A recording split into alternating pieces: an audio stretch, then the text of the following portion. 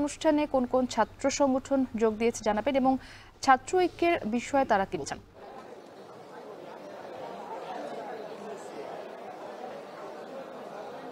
প্রথমত অনুষ্ঠান কেবলই শুরু হলো। এখন পর্যন্ত যাদের আমন্ত্রিত যে অতিথিরা রয়েছেন তারা এখনো সবাই পৌঁছাননি। তবে আমরা যেটি জানি যে জাতীয়তাবাদী ছাত্র দলের সভাপতি, ছাত্র শিবিরের সভাপতি, ছাত্র ইউনিয়ন সহ অন্যান্য ডাট বাম যত সংগঠন রয়েছে ছাত্র সংগঠন সকলকে আমন্ত্রণ জানানো হয়েছে। অর্থাৎ যারাই এই জুলাই বিপ্লবের সাথে ছিল, ফ্যাসিবাদ বিরোধী আন্দোলন করেছে এত বছর যাবৎ, এরকম সকল ছাত্র সংগঠনকেই আজকে আমন্ত্রণ জানানো হয়েছে।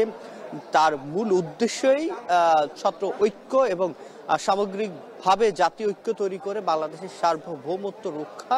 এবং জানেন কিছু অস্থিরতা তৈরি হয়েছে, সেই অস্থিরতার প্রেক্ষিতে এবং গণ-অভ্যুত্থানের সময় ছাত্ররা সকল ছাত্র সংগঠন যেরকম বৈষম্য বিরোধী ছাত্র আন্দোলনের ব্যানারে একসাথে হয়ে আন্দোলন করেছে। তারপরে আমরা দেখেছি নানা সময় নিজেদের কৃতিত্ব নেয়ার বিষয়গুলো কিংবা পক্ষ বিপক্ষে কার কতটুকু কৃতিত্ব রয়েছে আন্দোলনে, এ বিষয়ে নানাভাবে সোশ্যাল মিডিয়া থেকে শুরু করে সভা সেমিনারে উঠেছিল। তবে এই এক মঞ্চে আমরা যতবারই দেখেছি বাংলাদেশের সার্বভৌমত্ব নিয়ে কিংবা বিদেশি কোনো আগ্রাসন কিংবা ফ্যাসিবাদ আবারও ফিরে আসার চেষ্টা যখনই করা হয় তখনই কিন্তু আবার ছাত্র সংগঠনগুলো আবারও মাঠে নামে একত্রিত হয়ে কাজ করে।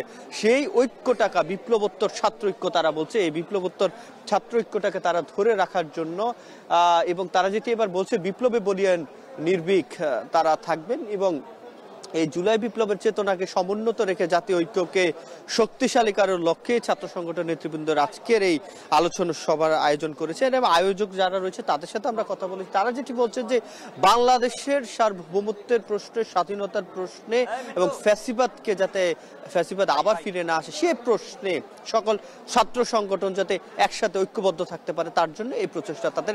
তো এই ছিল মুক্তি আমার কাছে জগন্নাথ বিশ্ববিদ্যালয় থেকে সবশেষ। সিফাত শাহরিয়ার যুক্ত ছিলেন জগন্নাথ